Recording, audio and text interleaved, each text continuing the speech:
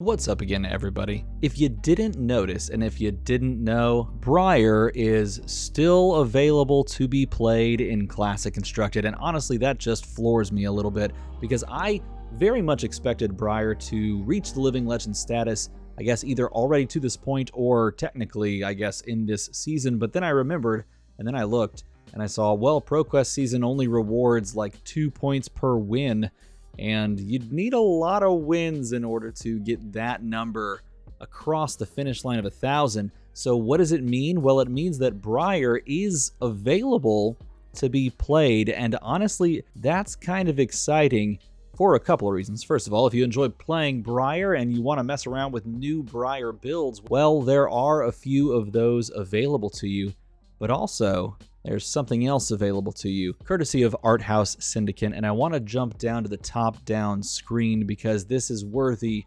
of the full screen effect. This, ladies and gentlemen, is the brand new Arthouse Syndicate Swarming Gloomvale playmat. This is put together and put out there by Arthouse Syndicate, as you can see down here. Arthouse Syndicate, a fantastic company, if you will, and group of people that support artists in Flesh and Blood and other games as well. And this was done by Fu, the artist that did the Everfest card Swarming Gloomvale. And yes, there is a playmat out there for Swarming Gloomvale already, but if you didn't get your hands on that, or if you wanted one from a different perspective, well, you have an opportunity to pick one of these up. This was graciously sent over to me by the Arthouse Syndicate people, and honestly, I'm gonna say it, I think it's the perfect playmat to jam down for some Runeblade action. If you want to play some Briar stuff, you have the opportunity to play it on this absolute beauty of a playmat. And here's the cool thing, they actually gave me 2 of these playmats, and so I'm going to give one of these playmats away to someone that comments on the video telling me, well, first of all, you can tell me your favorite Runeblade, and then tell me your favorite way to play Flesh and Blood. You sound off in the comments below. I'll pick a winner with the old comment picker bot, and then I'll reach out to you via both YouTube and Discord, so join the Discord and I'll send that out to you. But wait, that's not all. Yes, infomercial style, I am going to throw in something else, because along with the playmat, I am going to send you this absolute beauty of an altar. Now, these altar cards, this is a Briar Warden of Thorns altar, of course, because today we're talking about Briar, but this altar card usually goes out to my patrons. If you're a patron at the $10 or above, then you receive this every month, one of these types of cards every month, along with some like other foils from the game. And this is the one for this month for patrons, but along with this playmat, I am going to send this out to you so that you can play Briar on this sick playmat. Because Swarming Gloomvale, man, pretty good in Briar, I'm not going to lie. Pretty good overall in Briar, so you're going to get this card as well as this beautiful playmat. Now, to celebrate these 2 items and whoever the lucky winner is, I want to share with you the kind of standard Briar list that I have been messing around with ever since I realized that, oh yeah, Briar is actually available to be played in this format. So let's jump back over and take a look at the list that I've been messing around with on Talishar. All right, so this is the current iteration of the deck that I've been messing around with on Talishar. It's gone through a lot of changes over the past week or so, but yes, it is indeed a royal version of Briar. This is Royal Briar, and I'm not gonna lie, I'm literally just wanting to make a royal version of every hero. So if you'd like me to make a royal version of every hero, leave a comment down below, because that sounds incredible to me. And alongside of the Crown of Dominion, the main board cards that you're running in the equipment and weapon suite, of course, we're running Rosetta Thorn, because that card's busted, and the reason that Briar perhaps is so good. Maybe not, but it's definitely the reason that all Runeblades can be played in just about any meta, period, end of story. Fyendal Spring Tunic, because we want the Tunic resource, but if you are going up into like Phi, or I would say Dash as well, just run Aether Ironweave. Heck, even into other Briars or into the other like Viscerai, for example, Runeblades, of course. I would probably swap in Aether Ironweave if the match is feeling like it's going to go for a just a quick conclusion. Grasp of the Arknight is the clutch, like pitch 2, make a rune chant, swing with the extra resource equipment, and it blocks 2 and then 1, which is fantastic.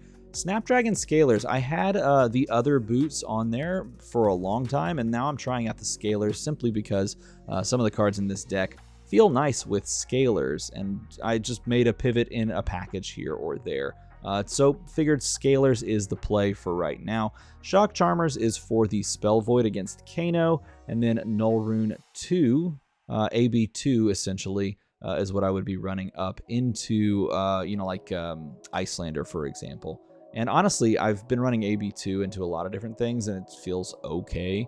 You could probably switch to AB3 and feel more comfortable, but maybe you'd have to, after swapping out Fiendal Spring Tunic and Null Rune Boots, maybe also swap out the Grasp there, and then just run one extra slot, which we do have the room for currently because I've been taking out cards and throwing other cards in.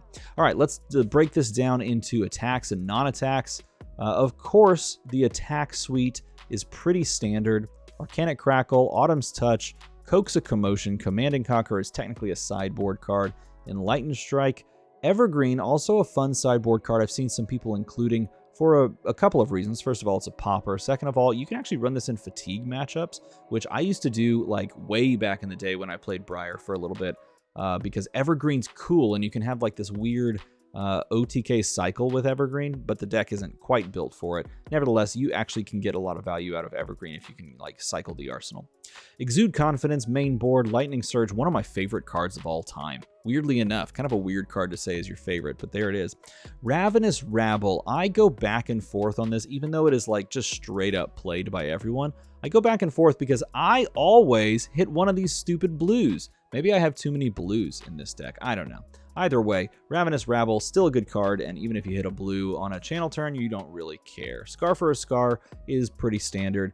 Snatch is MVP in the deck, and then of course, we're running the Playmat, so we have to run Swarming Gloomveil as well. Card's really good, and it's pretty easy to just go for 3, go again, and then for 4, go again. So there's some interesting synergies with this, and I'm gonna do a crazy Briar Classic constructed deck tech here in the next week or so with a weird version of this deck that you may really enjoy, and this card has even more synergies in that deck. So if you want to see that, let me know that in a comment below by saying Crazy Briar. Anyone that types Crazy Briar, you're in on the joke. Okay, non-attacks. We got 34 non-attacks. Amulet of Earth can be sideboarded into the sideboard. Most of the time, I think I do leave it in the sideboard. This was a recent addition, by the way. Didn't get on Amulet of Earth, and I instead had the 2 copies of So Tomorrow instead. But I think I want to just kind of go full aggro. Play Amulet of Earth extra blues, but also to give you the opportunity to actually use it, because I think actually using it would be kind of fun. Bramble Spark, because it's just above rate if you fuse it, which we do have a decent fuse pool here. I think we have 17 overall fuse targets, or fuse ability, whatever you say, the fuse targets. We're just going to say that. So this does basically come in as a 0 for 4 if you think about it, because it deals an arcane and then it gives +3 if you fuse it. But you can also play it for half of an embodiment of lightning, which is really good. Captain's Call is so good. Captain's Call falls on Command and Conquer. Does everyone get that? Red Captain's Call falls on Command and Conquer. Card's good, man. This is another half of an embodiment of lightning as well. We're running Cash In because we're running Crown. That's the point of the deck. We're digging for these cash-ins and we're playing them out there, and then we're playing all of our big attacks. That is our game plan, our goal, and hopefully we can do it on a channel mount turn, and then our opponent explodes. That actually is what happens at the table. It's very messy. Earthlore Surge is good because it's a blue. It's also good because you can play it sometimes and get a +2 buff, which combos well with Force of Nature. Force of Nature, a card that if you fuse it, gets really good, but even if you don't, it just threatens more draws. Gorganian Tome, secret MVP of the deck, everyone's favorite meme card. My favorite card, I don't know, maybe this is my favorite non-attack card of all time. Probably so, because I play it in UPF all the time. Pulse is a recent addition, but you know what's good about Pulse? It's nice long game strategy, but it's also a block 3 that becomes a block 4 when you've hit with an embodiment of Earth, right? That's pretty good. Sonata, one game over the past week, one game, I drew into 4 blues after going cash in, and I had a Sonata in hand, and I pitched 3 of them, and paid a bunch for Sonata, and then I drew 3 attacks. That was pretty sick. But normally you just play this for half of half of Embodiment of Lightning, and then like 1 ping of Arcane. Weave Earth, good card. Just good card. It also feeds into Force of Nature, and it's a nice little blue earth that kind of like helps you along the way. This Rounds on Me is a sideboard card for like Fi, and I'm not sure I love it there, but I still include it, and it can be a block 4 in a pinch because it does have the ability to get buffed up by the Embodiment of Earth. And then Tome of Harvests, I'm actually running 2 now because I have done a great job of not drawing channel mounts and drawing all of my Tome of Harvests at the same time. That's impressive. I'm really good at that. So I'm running 2 of that in spite. Just out of spite. My sideboard looks like this. I've got Ironweave, of course, in the sideboard. Not many equipment like sideboard pieces. Of course, we've got these ones right here, but no like big equipment switches. It's pretty straightforward. Pretty easy to pick up this deck overall and kind of figure your way through it. It's a good deck for a newer player to kind of figure out how the game functions and flows. It's got a lot of good baseline type of cards, and you can learn a lot from it. I bring in CNCs into like Fi and anybody else that doesn't have easy like dance around disruption. Crown of Providence is like an interesting side case because everyone has access to it, but I bring in CNCs just in general because I think CNC is really good right now. I bring in Exudes when I want to go really tall, and then I have all these blues hopefully so that I can pump into that on weird turns where my opponent isn't expecting it. And then of course we talked about This Rounds on Me. Pulse I'm gonna bring in like fatigue matchups is my goal right now. I haven't played with this card, but I just added it because I was like just watching some other people play the deck and thinking about the deck a lot and thinking about some sideboard options. And I think that one seems pretty good right now. I'm going to give it a whirl. And then of course the evergreens that are off to the side as well. But this presents, I forgot. I had a count going in my head, but then I forgot. I think this presents like 56 cards overall. So then you side in 4 cards from the side here. And it's most likely for me going to be some combination of Command and Conquer overall. But this is the current, like, kind of standard deck that I'm messing around with. And after I finalize the weird list, I'm going to show you a very weird list of Briar. It's going to be Royal Briar, but it's got a lot of other interesting moving parts that other people have popularized. I'm not saying that it's going to be completely original, but it's going to be interesting to see if all of them can kind of come together for the general game plan of drawing a bunch of cards. So if you enjoyed this video, feel free to make the number go above to another number. Thank you so much, all you patrons, for supporting this. I got a couple of new patrons a couple of days ago and today, and it's been fantastic to see the support. I am so thankful and blessed by your support. And don't forget, you're going to receive one of these if you are a Cabal Plus or a Court member. I'm going to send this out to you this month as a thank you. As always, thanks for watching.